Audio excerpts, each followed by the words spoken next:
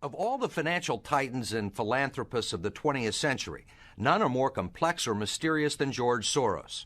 Like Carnegie, J.P. Morgan, and the Rockefellers, he amassed billions through ruthless business decisions, only to turn around and give away most of his fortune to advance his own personal philosophy. He can move world financial markets simply by voicing an opinion, or destabilize a government by buying and selling its currency. He also pledged more aid last year to help people in Russia than the U.S. government did. But now George Soros is worried. He thinks the global economy is coming apart at the seams and that the world needs to be protected from people like George Soros.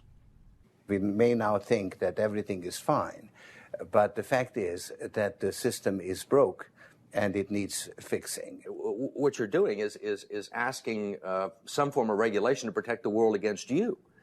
Well, I am a player, and I think all players should be regulated. There have to be rules of the game. Buy 48,000. Buy him 69,000 YUM. Right now, his Quantum Group hedge fund moves $14 billion of rich investors' money around the world every day, looking for profits and answering to no one.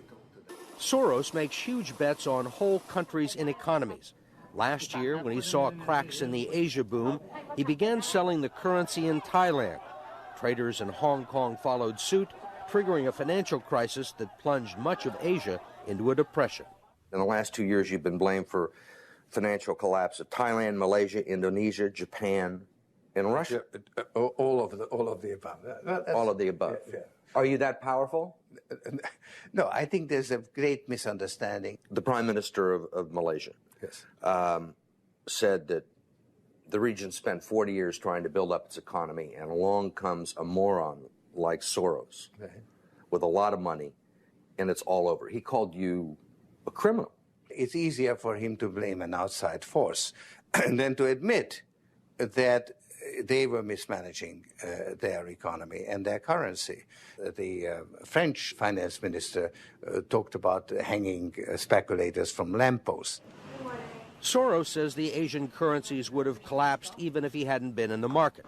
They were overvalued. He says people tend to follow his lead because he's been so successful. I think that I've been blamed for everything. I am basically there to make money. I cannot and do not look at the social consequences of what I do. To understand the complexities and contradictions in his personality, you have to go back to the very beginning, to Budapest, where George Soros was born 68 years ago to parents who were wealthy, well-educated, and Jewish. When the Nazis occupied Budapest in 1944, George Soros' father was a successful lawyer. He lived on an island in the Danube and liked to commute to work in a rowboat. But knowing there were problems ahead for the Jews, he decided to split his family up. He bought them forged papers, and he bribed a government official to take 14-year-old George Soros in and swear that he was his Christian godson. But survival carried a heavy price tag.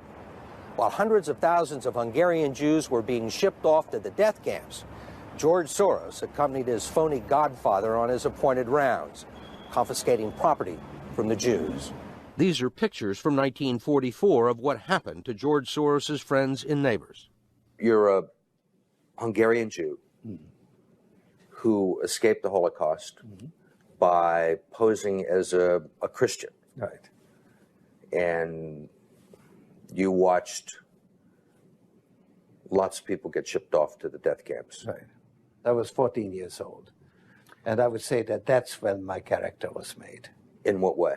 That one should think ahead, one should understand and anticipate events, and one is threatened. It was a tremendous threat of evil. I mean, it was a very personal experience of evil. My understanding is that you went out with this protector of yours who swore that you were his adopted godson. Yes.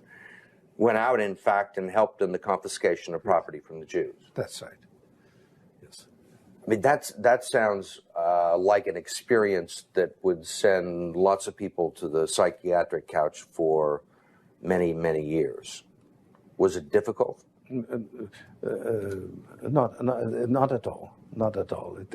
Maybe as a child you don't see the connection, but it created no no problem at all. No feeling of guilt. No.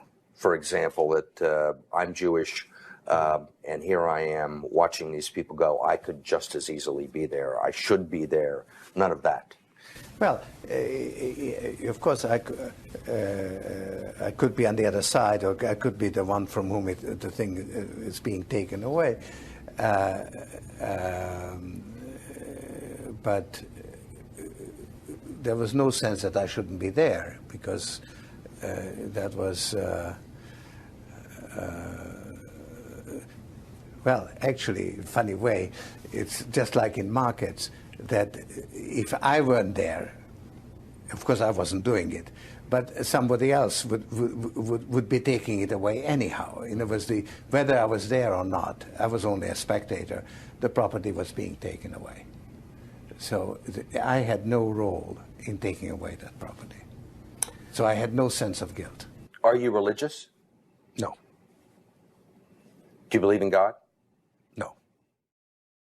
It was actually probably the happiest year of my life, that year of German occupation. For me, it was a very positive experience. It's a strange thing, because you see incredible suffering around you, and in fact, you are in considerable danger yourself.